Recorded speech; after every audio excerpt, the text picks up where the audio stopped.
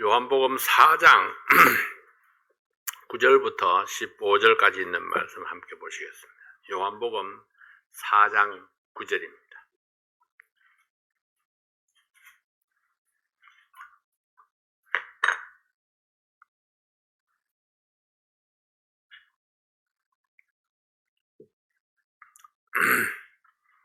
요한복음 4장 9절입니다. 다 함께 일어나셔서 하나님 말씀 보도록 하겠습니다. 사마리아 여자가 가로되 당신은 유대인으로서 어찌하여 사마리아 여자 나에게 물을 달라 하나이까 하니 이는 유대인이 사마리아인과 상종치 아니함이라. 예수께서 대답하여 가라사대 내가 만일 하나님의 선물과 또 네게 물 좀 달라 하는 네가 누구인 줄 알았다면 내가 그에게 구하였을 것이요 그가 생수를 내게 주었으리라. 여자가 가로되 주여 물기를 그릇도 없고 이 우물은 깊은데 어디서 이 생수를 얻겠삼나이까. 우리 조상 야곱이 이 우물을 우리에게 주었고 또 여기서 자기와 자기 아들들과 짐승이 다 먹었으니 당신이 야곱보다 더 크니까. 예수께서 대답하여 가라사대 이 물을 먹는 자마다 다시 목마르려니와 내가 주는 물을 먹는 자는 영원히 목마르지 아니하리니 나의 주는 물은 그 속에서 영생하도록 솟아나는 샘물이 되리라. 여자가 가로되 주여 이런 물을 내게 주사 목마르지도 않고 또 여기 물길러 오지도 않게 하옵소서. 기도합니다. 아버지 하나님 감사합니다. 오늘 이 말씀을 통해서 솟아나는 샘물, 영생하는 샘물을 저희들이 다시 한번 생각하고 그 귀한 영생을 주신 하나님 앞에 감사와 찬양을 올려드리는 저희들 되게 도와주시옵소서. 이 시간에 종의 입술을 주장해 주시고 하나님 말씀을 쉽게 잘 이해되도록 전파하게 도와주시옵소서. 예수님 이름으로 기도하옵나이다. 아멘. 앉으시겠습니다. 요한복음 3장에서는 니고데모와의 대화를 통해서 중생에 대한 말씀이 소개되었습니다. 그리고 요한복음 4장에서는 유대에서 사마리아를 거쳐 갈릴리에 이르기까지의 여정에서 베푸시는 그 가르침과 표적을 보여주고 있습니다.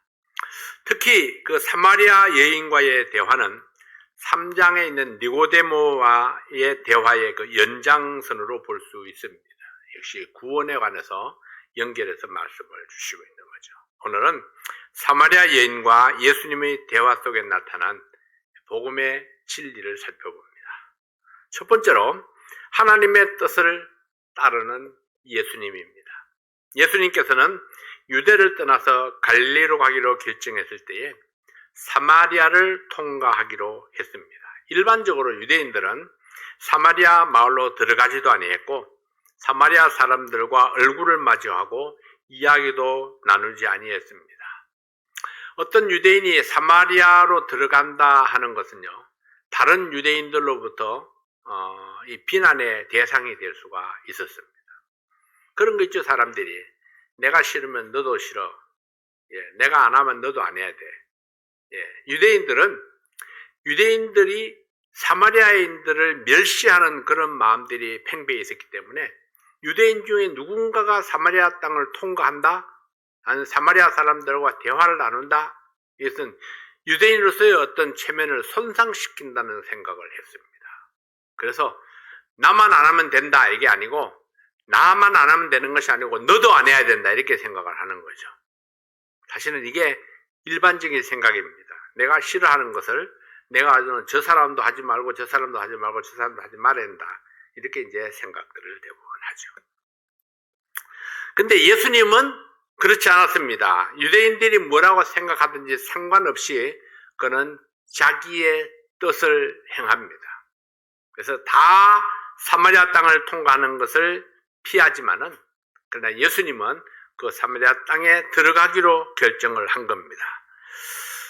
사마리아 땅으로 통과하면은 빠르고 편한 길이 있었지만은 사마리아인들을 피하기 위해서 먼 길을 돌아서 둘러 다녔던 게 유대인들이었습니다. 왜냐하면은 사마리아 사람들과 대화하는 것 자체가 부정하다고 생각했기 때문입니다. 그러면 이 사마리아인들은 과연 누구입니까? 사마리아인. BC 722년에 이스라엘이 아수르에 멸망했을 때에 아수르의 정책에 따라서 수많은 유다인들이 아수르 땅으로 붙잡혀가서 아수르인들과 섞여서 살았습니다. 처음에는 원수같이 여겼겠죠. 아마 아수르인들도 포로로 잡혀온 유다인들을 별로 그렇게 달갑게 생각하지 않았을 것입니다.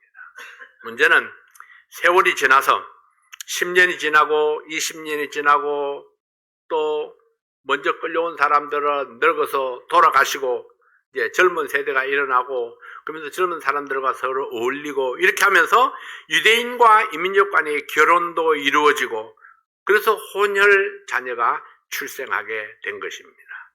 유대인들에게 거주의 자유가 주어지면서 이들이 고국에 돌아와서 정착하게 되었는데 유대인들의 따가운 눈총 속에 함께 섞여 살지 못하고 사마리아 촌을 형성하게 되는 것입니다. 그러니까 혼혈인들끼리 모여 사는 촌, 그것이 바로 사마리아였습니다. 유대인들은 사마리아인들과 상종을 꺼려했고 그 땅을 지나가는 것조차 싫어서 멀리 돌아서 가곤 했었습니다. 사마리아인들은 죄인 아닌 죄인이 되어서 분명 멸시받고 있었습니다. 이들이 범한 죄가 무엇입니까? 이들의 잘못이 무엇이었나요? 혼혈이 된 것이 왜 이들의 책임입니까? 분명 억울한 일입니다. 누구의 자녀로 태어나고 싶어서 태어난 것도 아니고 자식은 부모를 선택할 수가 없습니다. 그렇다면 부모의 죄입니까? 부모의 부모, 그 조상의 죄입니까? 그들은 또 무슨 죄입니까? 하나님을 떠난 것이 죄였습니다. 하나님께 불순종했고 그들의 불신앙이 하나님의 보호막을 벗어나게 했습니다.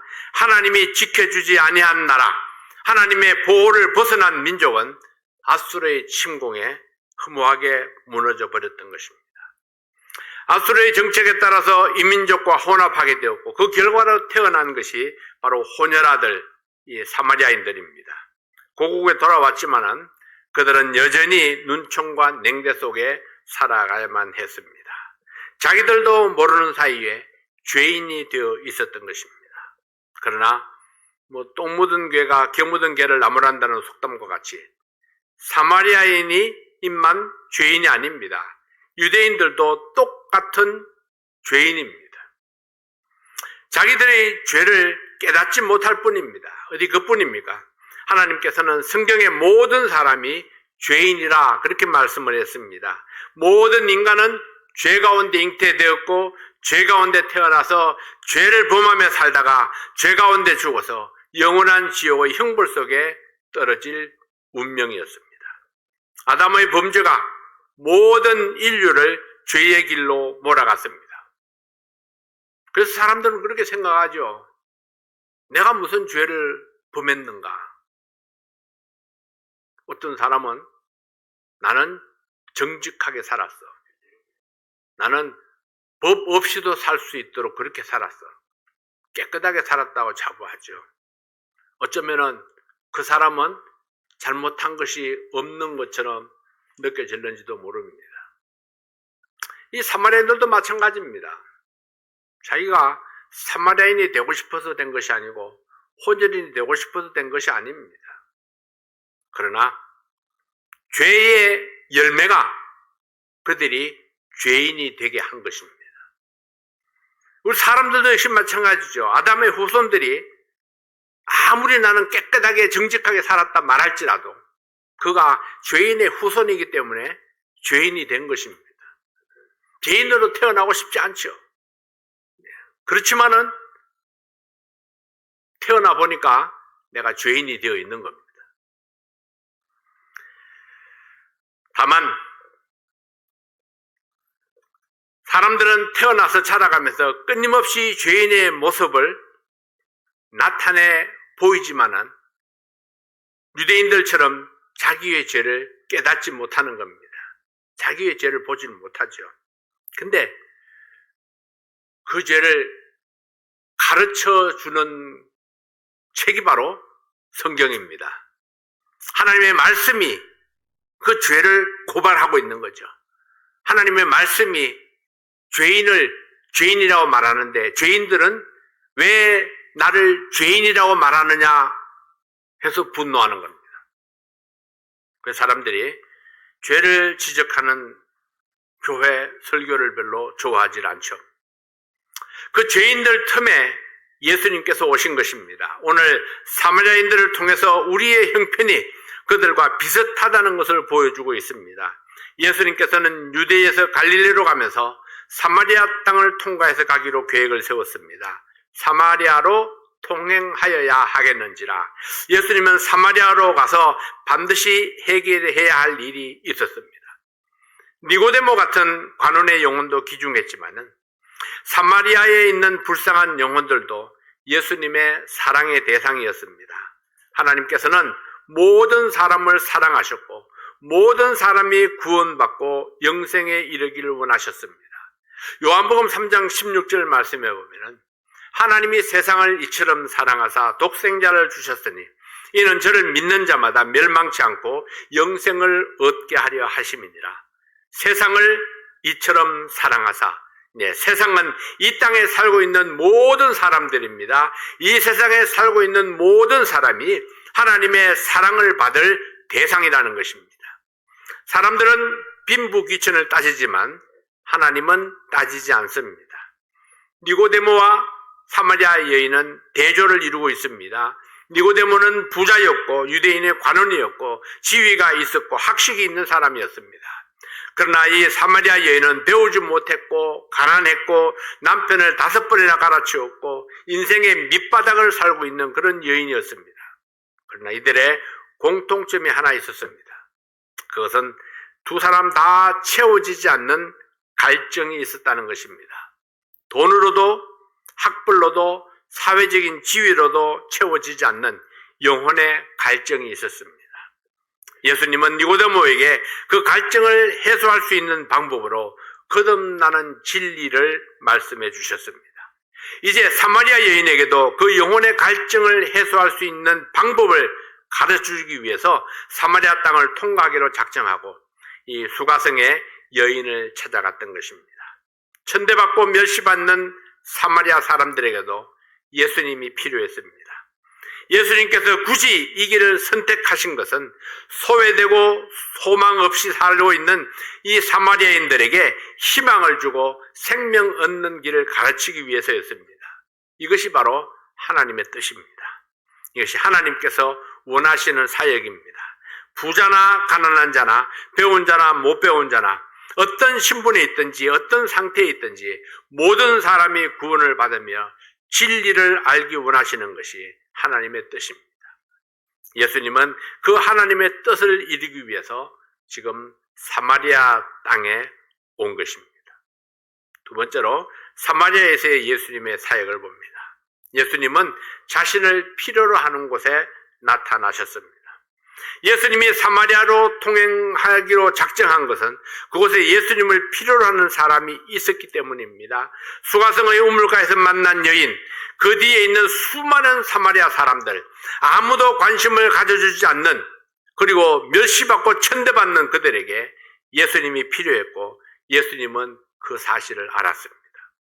그래서 예수님은 우물가에 앉으셨고 아무도 없는 시간에 홀로 물을 기르러 오는 그 여인을 기다렸다가 만났습니다. 예수님이 먼저 여인에게 다가갑니다. 물을 좀 주시오. 유대인인 당신이 사마리아 여자인 나에게 물을 달라 합니까? 처음 있는 일입니다. 여인은 처음 겪는 일이에요.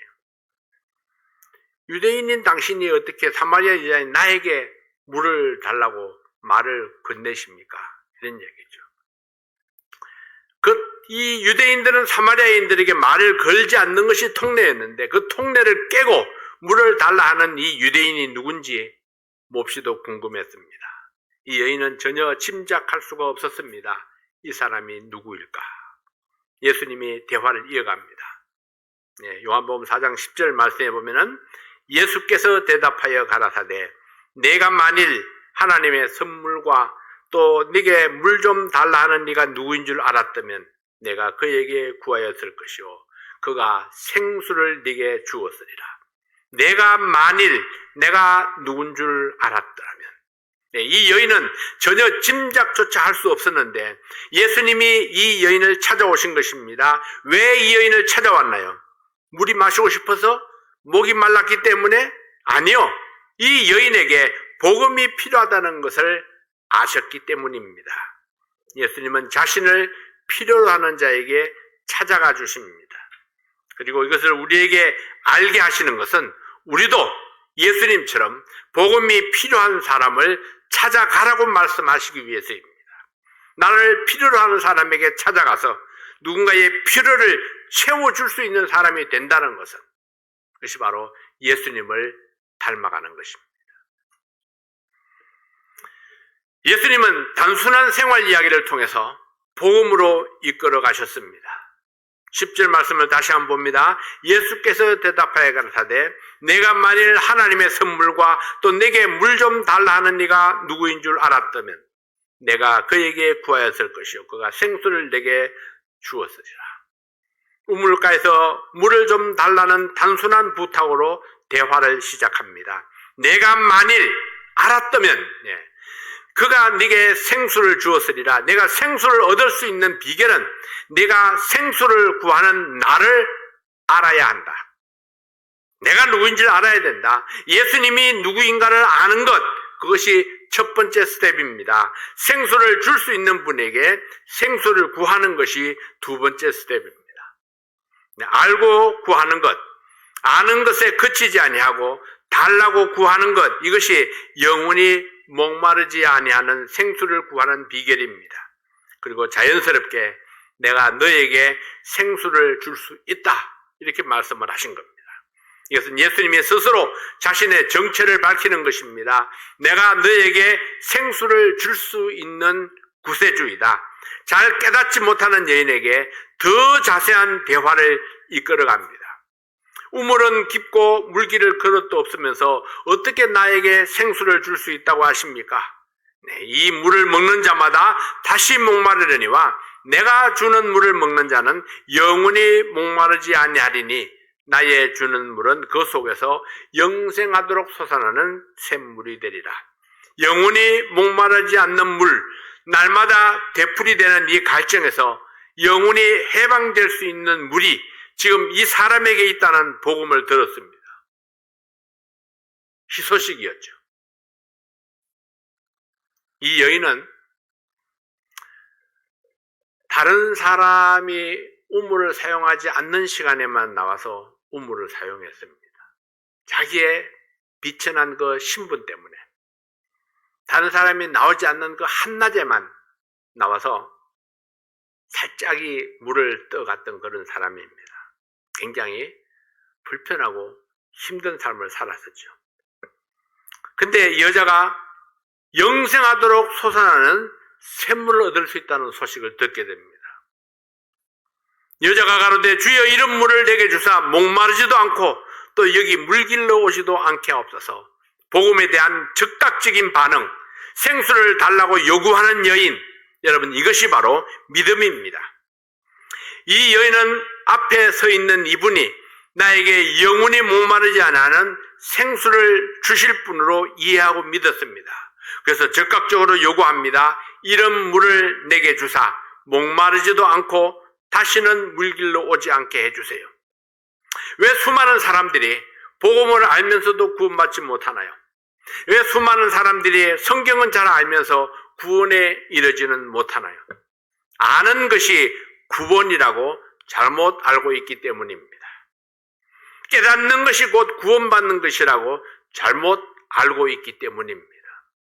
그래서 생수가 있다는 것만 알았지 그 물을 마시는 자는 영원히 목마르지 않는다는 것은 알았지만은 그러나 그 물을 달라고 요구하지 않았고 그 물을 마시지는 않은 것입니다. 성경이 우리에게 가르치는 진실은 무엇입니까? 복음을 알았으면은 구하라 하십니다. 구하면 주실 것이요 구하는 자가 얻을 것이라 했습니다. 여인은 예수님의 말씀을 듣고 즉시 구했습니다. 여자가 가로되 주여 이런 물을 내게 주사 목마르지도 않고 또 여기 물길로 오지도 않게 하옵소서. 근데 예수님은 느닷없이 내 남편을 불러오라 이렇게 말씀을 했습니다. 남편도 함께 구원하기 위해서가 아닙니다. 이 여인이 생수를 얻기 위해서 반드시 필요한 단계가 있었던 것입니다. 그것은 자신을 정확하게 들여다보는 것입니다. 여인은 솔직하게 대답했습니다. 나는 남편이 없습니다. 내가 남편이 없다라고 하는 말이 옳도다. 내가 남편이 5이나 있었으나 지금 있는 자는 내 남편이 아니니 내 말이 참되도다. 자신의 모든 것을 알고 계시는 이분은 누구인가? 여인은 예수님을 선지자라 생각했습니다.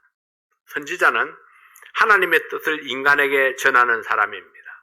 지금 이 사람은 하나님께서 말씀하시는 것을 내게 전하고 있다고 믿었습니다. 그녀가 이렇게 말하는 것은 말씀을 주시는 하나님을 알고 믿었으며 예수님이 전하는 말씀이 진리라고 믿었다는 증거입니다. 이것이 복음을 전하시는 예수님의 방법이었습니다. 일반적인 필요로 시작해서 영적인 필요를 이끌어내고 질문을 통해서 자신의 상태를 보게 했습니다. 그리고 현실을 직시하고 하나님이 보여주시는 그 길을 보게 했던 것입니다. 그리고 하나님이 주시는 말씀을 믿게 합니다. 복음 전도는 우리의 사명입니다. 우리가 복음을 효과적으로 전하기 위해서는 예수님의 방법을 배워야 합니다. 일반적인 이야기로 시작했다 할지라도 자연스럽게 영적인 이야기, 하나님의 말씀으로 옮겨져 가야 하는 것입니다. 예수님께서는 몸소 전도의 본을 보여주셨습니다. 마음이 닫혀있는 자들에게 어떻게 복음을 전할 것인가? 유대인들과 상종을 하지 않는 것이 정상인 줄 알고 있는 사마리아인들에게 하나님의 뜻이 무엇인지, 하나님의 사랑이 무엇인지 알리고자 했습니다. 예수님이 주는 물, 예수님이 주는 영원토록 목마르지 솟아나는 샘물, 이것을 먹는 날에는 영원히 목마르지 아니하리라. 여러 가지 물들이 있지만은 예수님이 주는 물이 생명이 있습니다. 내가 주는 물을 먹는 자는 영원히 목마르지 아니하리라. 이 말씀은 예수님이 하셨기 때문에 특별합니다. 내가 주는 물을 먹는 자는 영원히 목마르지 아니하리라. 예수님이 말씀하셨기 때문에 특별하죠. 이것은 곧 예수님의 말씀에 능력이 있다는 것입니다.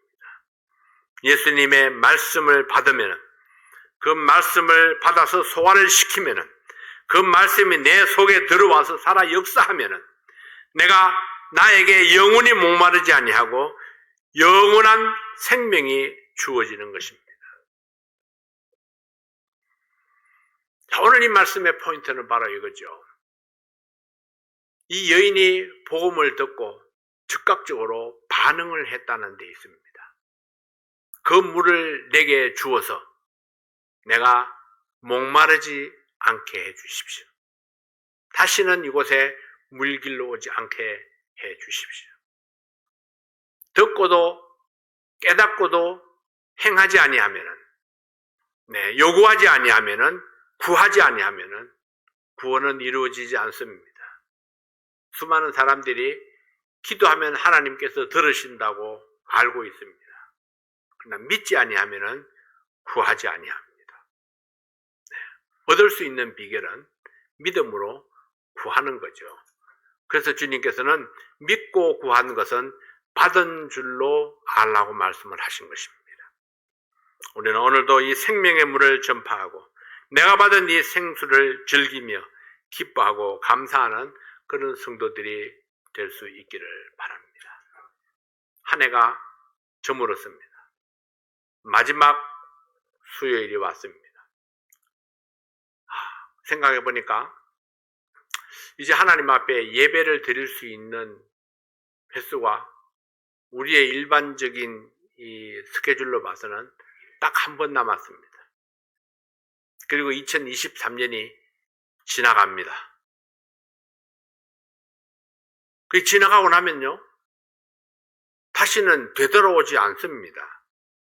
이 말은 무슨 말인가 하면요, 기회가 끊임없이 사라져 간다는 것입니다. 내 앞에 다가오는 그 기회를 내가 붙잡지 아니하면은 그 기회는 역사 속에 자꾸 사라져 갑니다.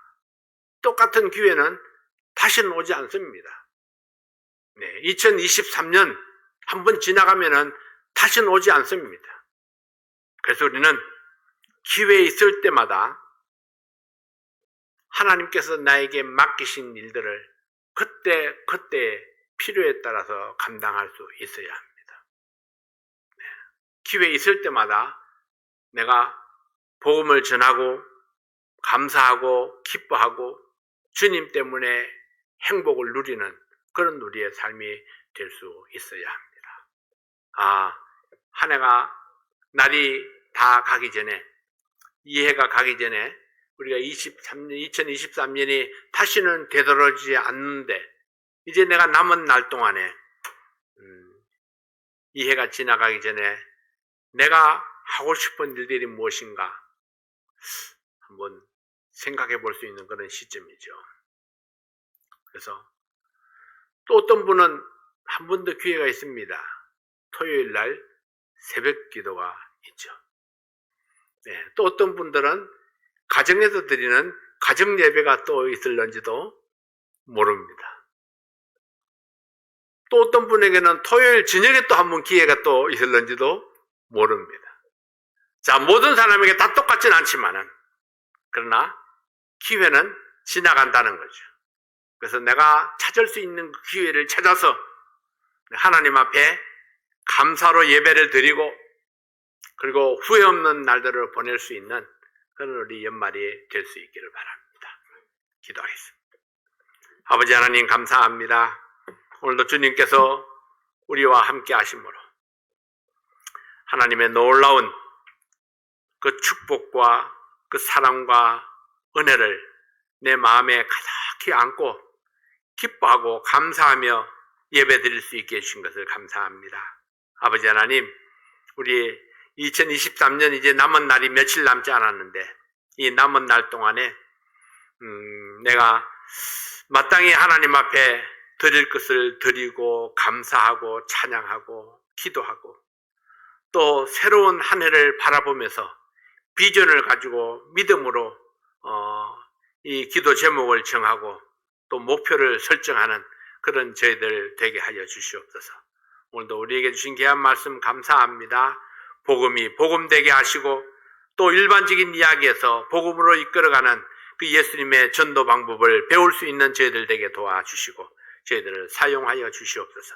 예수님 이름으로 간절히 기도하옵나이다. 아멘.